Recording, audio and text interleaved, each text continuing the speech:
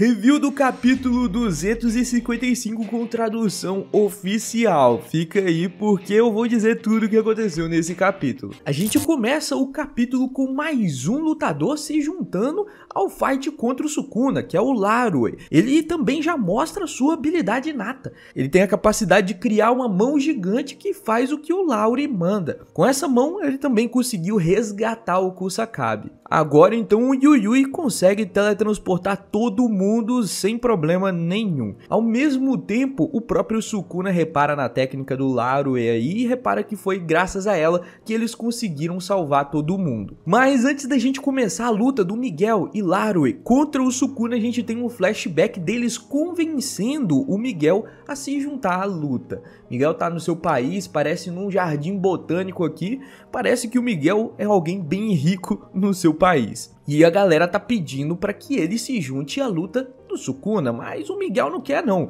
Ele fala que nem pensar, um inimigo que pode acabar derrotando o Satoru Gojo, tá doido que eu vou me juntar a uma luta dessa. Isso já tá além do nível de monstros. Por que é que eu tenho que lutar contra alguém assim? Mas o Larue tenta aqui argumentar de que depois que o Sukuna lutar contra o Satoru Gojo, ele vai estar exausto e vai precisar de alguém que finalize esse monstro, por isso que não vai ser um trabalho assim tão difícil lutar contra o Sukuna não. Porém, isso não é o suficiente para convencer o Miguel não. Ele até questiona aqui, tá achando que o Sukuna vai ficar com status de exausto que nem em videogames? Esquece, cara, o Sukuna é um monstro, eu não vou me juntar não. Entretanto, agora é a vez do Yuta tentar argumentar. Ele diz que acredita que os danos causados pela assimilação do Tengen com os japoneses não vão se limitar somente ao Japão. Então é melhor eles acabarem logo com o Sukuna antes que venha essa assimilação. Mas o Miguel diz que mesmo que um espírito amaldiçoado gigante, nível Godzilla, chegue lá na África, no país do Miguel, ainda assim ele acha melhor lidar com esse Godzilla do que lutar contra o Sukuna. Além disso, por que vocês japoneses acham que negros alegres conseguem fazer qualquer coisa sem morrer? Pelo bem dos meus outros irmãos, vou ter que recusar esse pedido. O mais legal é a resposta dos dois a essa provocação do Miguel. Larue aqui diz que só o pessoal mais velho que assistia aqueles filmes ocidentais antigos que acham isso de pessoas negras, enquanto o Yuta diz que nunca pensou no Miguel como uma pessoa alegre. Para piorar a situação, Miguel diz que, para começo de conversa, é o próprio Gojo que deveria vir até ele e se curvar pedindo ajuda. Os japoneses valorizam os bons modos, não é? E com essa fala do Miguel, Yuta responde, então devo me ajoelhar e implorar? E a reação do Miguel é a mais legal de todas. Ah, ficou com raivinha, ui, que medo! Cara, é muito bom esse personagem aqui, tá se mostrando alguém muito mais carismático do que eu imaginava, muito legal. Mas realmente não tá dando certo essa tentativa de fazer com que o Miguel se junte a eles não. Por isso que o Larue pede para que eles conversem a sós, já que eles são antigos amigos. Ambos se conheceram na luta do Suguru Geto, ambos eram guerreiros juntos lá junto com o Geto, então eles se entendem bem. E quando eles decidem conversar a sós, parece que a conversa ficou um pouco mais séria. Miguel então pergunta, Larue, o que você faria? E ele responde, o mesmo que você, eu só queria fazer o Suguru Geto rei. Sim, eu só fiz o que eu fiz porque era o Geto. Qualquer dívida de gratidão por me deixar ir embora de Shinjuku já foi paga ao cuidar do Yuta Okkotsu. Não tenho intenção de me envolver mais com o Japão. E o Larue concorda, ele pensa da mesma forma. Mimiko, Nanako, Manami, Toshihisa, todos nós amávamos o Suguru-chan. E todos nós nos juntamos por causa dele. Está me dizendo para ir me vingar por Shibuya ou para recuperar o corpo do Geto do Kenjaku? E não é essa a pretensão do Larue. Ele quer que eles vivam um luto juntos. E que ao invés de visitar o seu túmulo, fazer uma refeição e então se despedir acenando, vamos lutar com tudo que temos para olharmos em direção aos céus e dizer se cuida. Fazer uma boa despedida para o Suguru Geto.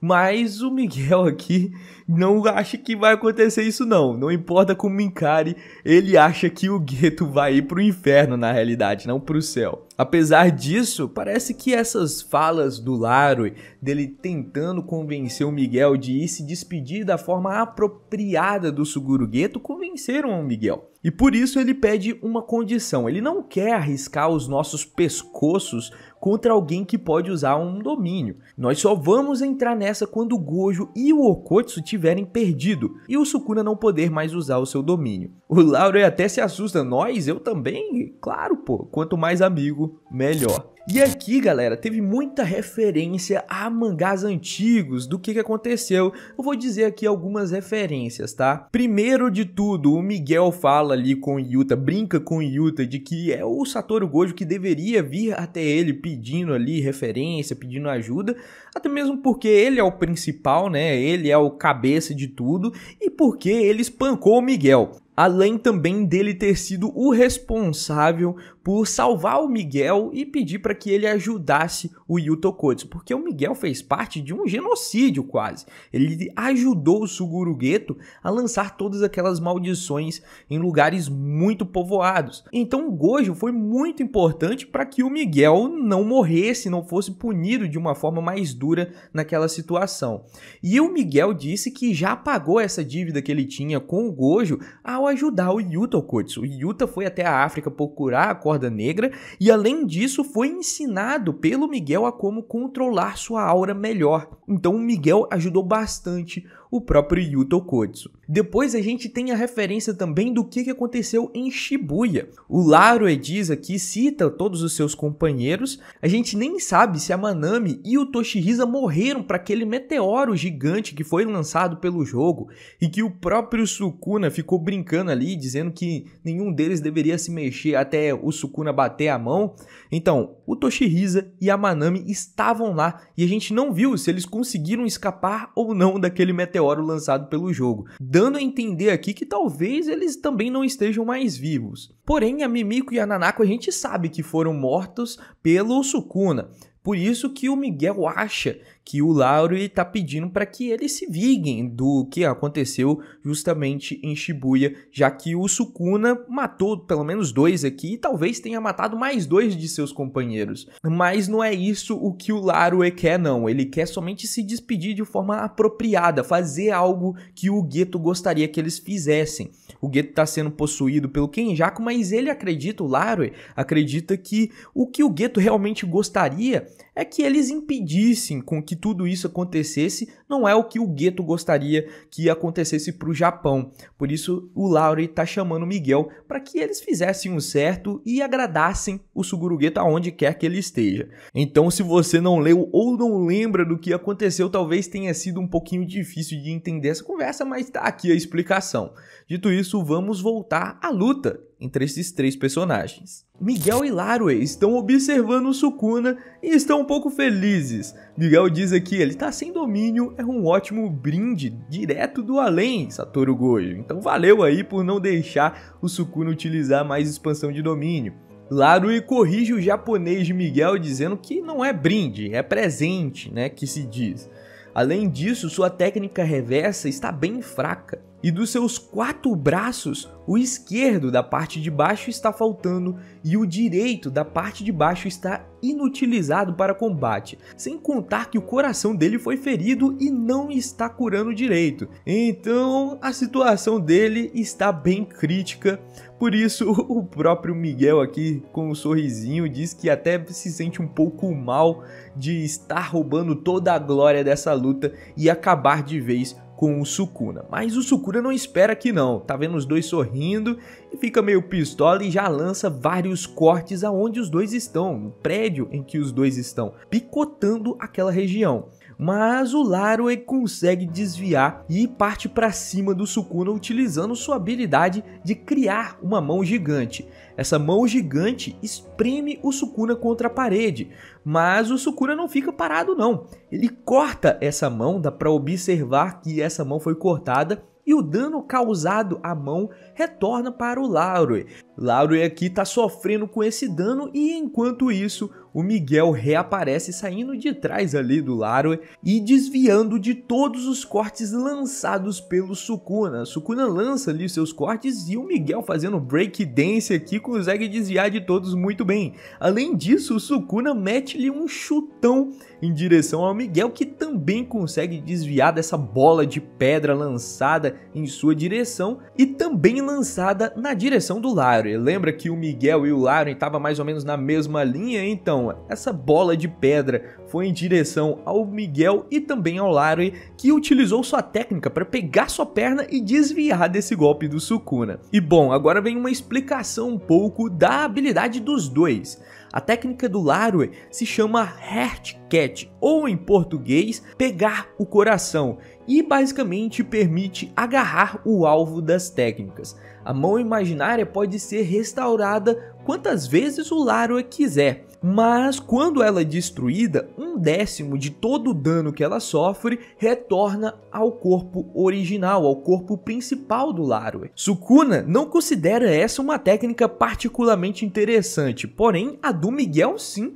é uma técnica muito maneira. A técnica do Miguel se chama Hakuna Hana, e as batidas gravadas no seu corpo repelem maldições, fortalecendo e aprimorando suas próprias capacidades físicas. Mas calma que tem uma explicação ainda melhor, porque a gente tem um flashback do Gojo conversando com o Miguel, e como o Gojo tem os 6 olhos e ele consegue ler a habilidade do seu adversário, o Gojo aqui explica um pouco melhor de como funciona a habilidade do Miguel. Basicamente, a técnica do Miguel, mesmo sem uma expansão de domínio, consegue aplicar buffs e debuffs em si próprio e no oponente. É bem conveniente, mas não tão assustador assim. O Miguel fica até mesmo surpreso: como é que você sabe da minha habilidade inata? E o Satoru diz que só de olhar ele já consegue descobrir. Miguel até fala que pô, que medo, hein? Esse poder teu aí é muito absurdo.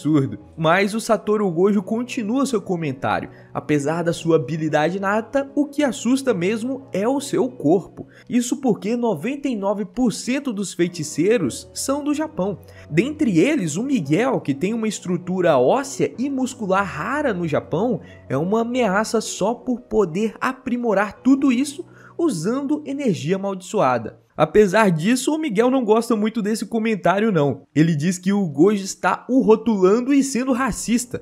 Nem todos os negros possuem um porte atlético. O Miguel é especial não por ser negro, mas por ser quem ele realmente é. O Gojo aqui admite, pede desculpa, o Miguel fala que tá tudo bem. Achei essa interação entre eles muito da hora. Mas a conversa continua aqui. O Yuta pergunta então: ao dizer ameaça, o senhor diz pra você, Gojo Sensei, o Miguel pode ser uma ameaça a você mesmo? E o Gojo responde: não sei se faz muito sentido, mas se eu e o Miguel lutássemos sem usarmos nossas técnicas inatas, só com nossa habilidade física fortalecida por energia amaldiçoada, eu poderia vencer em movimentos defensivos, mas provavelmente perderia em movimentos ofensivos. E cara, isso daqui é um absurdo muito grande. Ele tá falando, basicamente, o próprio Satoru Gojo, de que ele consegue se defender melhor do que o próprio Miguel, mas atacar de forma pior do que o Miguel. Isso considerando, é claro, somente as suas habilidades físicas e também o uso da energia amaldiçoada. A gente não está considerando aqui a habilidade inata dos dois. Se o Satoru Gojo utilizar sua habilidade inata, ele ganha mais velocidade, mais força, tudo isso daí que a gente já sabe. Mas somente o físico dos dois, o Miguel consegue ao menos superar em alguma coisa o Satoru Gojo, que é no seu porte físico ali, na força que ele consegue imprimir no seu adversário, o que já é por si só algo incrível, né? Alguém superar o Satoru Gojo em alguma coisa, mesmo que seja assim no seu porte físico, é algo extraordinário. Além disso, também tem a habilidade inata do Miguel. Porque o Miguel possui uma habilidade que ele nem precisa de uma expansão de domínio para aplicar de forma obrigatória algo a seu oponente. A gente tem que lembrar que numa expansão de domínio, eles conseguem aplicar um golpe diretamente no seu adversário, e geralmente é só numa expansão de domínio que tem esse acerto garantido. Já a habilidade do Miguel consegue fazer um acerto garantido sem uma expansão de domínio. Ele consegue diminuir todas as qualidades do seu adversário. Então o seu adversário fica mais fraco, mais lento e menos resistente graças à habilidade do Miguel. E ao mesmo tempo, o próprio Miguel fica mais rápido, mais forte e mais resistente graças a essa habilidade.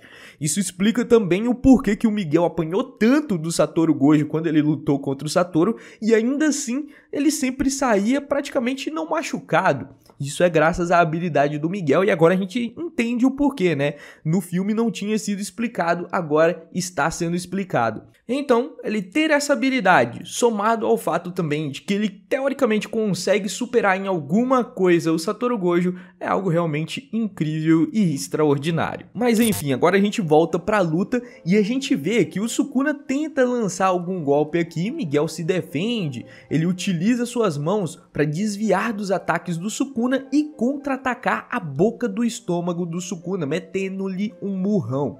Além disso, ele também dá uma cotovelada e antes que a luta continuasse, a gente vê que o Sukuna está com um outro oponente nas suas costas. Já dá para perceber pelas sombras que é o próprio Choso e ele utiliza o sangue perfurante, mas o Sukuna consegue se desviar desse golpe e ao mesmo tempo contra-atacar o Choso lançando um corte à distância. Esse corte acerta o Choso, o que pra mim é meio decepcionante, né? O Choso até agora não conseguiu fazer absolutamente nada contra o Sukuna, mas ao menos ele conseguiu abrir uma brecha pro Itadori, o nosso pequeno protagonista, reaparecer. Do teto, ele cai em cima do Sukuna, metendo um golpe que o Sukuna consegue se defender, mas ainda assim dá pra perceber a grande potência desse golpe, porque quebra todo o chão. O Itadori tá muito forte, tá muito pistola. Mas bom, antes de continuar a luta, a gente tem agora uma explicação de como funciona o corte que corta o mundo. Olha só, finalmente a gente tem algo concreto sobre o corte que corta o mundo. E são 3 passos que o Sukuna precisa seguir para utilizar esse poder.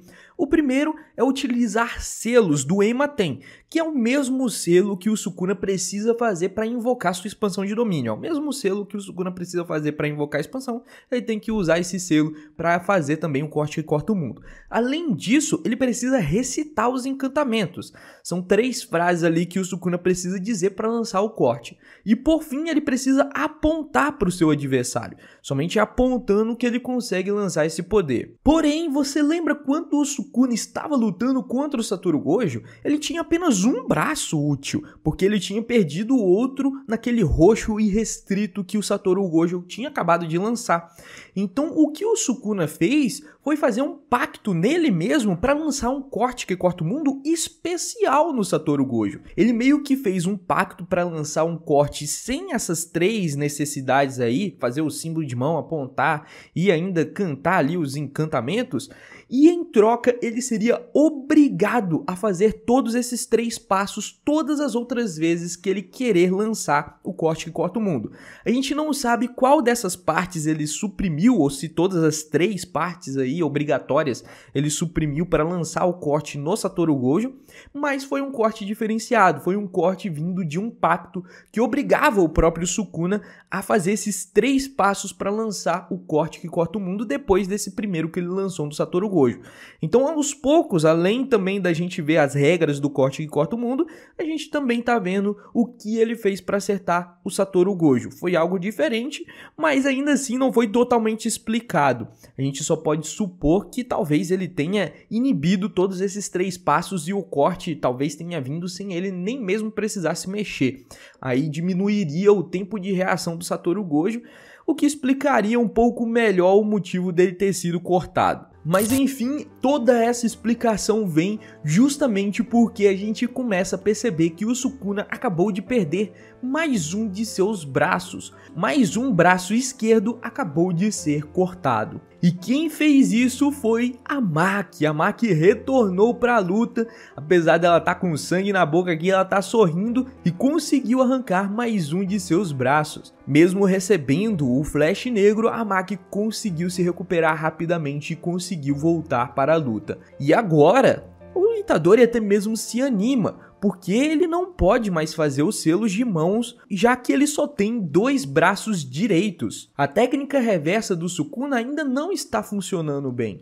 Por isso, o Itadori fica animadinho aqui, dá pra ganhar. Sukuna não consegue mais utilizar o corte que corta o mundo. Eles conseguem derrotar o Sukuna, porém, essa esperança parece que durou pouco, porque a gente vê novamente o lampejo negro ou o flash negro sendo utilizado agora no Larue. Tadinho, o cara mal apareceu na luta e já recebeu um golpe desses na boca da barriga. E o pior de tudo isso, além desse golpe ser realmente muito forte e provavelmente o Larue vai ficar um tempinho aí fora da luta, o flash negro também dá um aumento do potencial do próprio Sukuna. Quando o Satoru Gojo utilizou o flash negro na sua luta contra o Sukuna, da segunda vez que o Gojo utilizou esse flash negro, ele conseguiu recuperar a sua técnica amaldiçoada reversa. Então o Satoru Gojo conseguiu se curar muito rapidamente depois que ele utilizou o Flash Negro. E agora o Rei das Maldições conseguiu o seu segundo Flash Negro e talvez ele consiga também recuperar sua habilidade de técnica reversa. O que seria um verdadeiro pesadelo para a galera, porque ele não só conseguiria recuperar os seus braços, como também poderia começar a tentar se curar do dano causado em seu cérebro. E se essa luta começar a se prolongar muito, talvez ele recupere até mesmo sua expansão de domínio. Acabando assim o capítulo de hoje, e galera, parecia que a luta estava indo para um desfecho bom para os mocinhos, já que estava uma luta de 5 contra 1, mas o Sukuna virou novamente o jogo e agora a situação ficou novamente dramática. Se ele recuperar os braços já é ruim, porque ele vai conseguir utilizar o corte que corta o mundo e com certeza ele vai matar mais alguém com esse corte. Mas se ele conseguir recuperar a sua expansão de domínio, que a gente sabe que é um pouco mais difícil de ser curada, o cérebro é uma região um pouco mais difícil de se curar, ainda assim tem essa possibilidade. Se essa luta se prolongar muito, é provável que em algum momento ele consiga recuperar sua expansão, principalmente se ele conseguir utilizar muito bem sua técnica reversa. E lembrando que pelo menos há pouco tempo atrás, enquanto ele estava lutando ainda contra o Yuta, ele tinha mais ou menos a mesma quantidade de energia amaldiçoada que o Yuta. É bem menos do que sua quantidade original. Provavelmente agora ele tem menos ainda do que quando ele tinha contra o Yuta, porque ele sofreu um pouquinho na sua luta contra o Yuta, mas ainda assim ele tem muita energia amaldiçoada. Ele ainda consegue lutar por tempo pra caramba. Então a situação tá um pouco crítica. E eu vou repetir aqui pra vocês. Eu tô achando que o Sukuna vai ganhar essa batalha aí contra esses mocinhos. Então, pra mim, ainda vai haver mais mortes. Porém, a gente vai ter que esperar o próximo capítulo para a gente ver tudo sobre esses acontecimentos, esses próximos acontecimentos que o Sukuna vai trazer pra gente. Além disso, tem uma novidade aqui do mangá, que é uma contracapa que sempre é lançada nos novos volumes, que é essa daqui.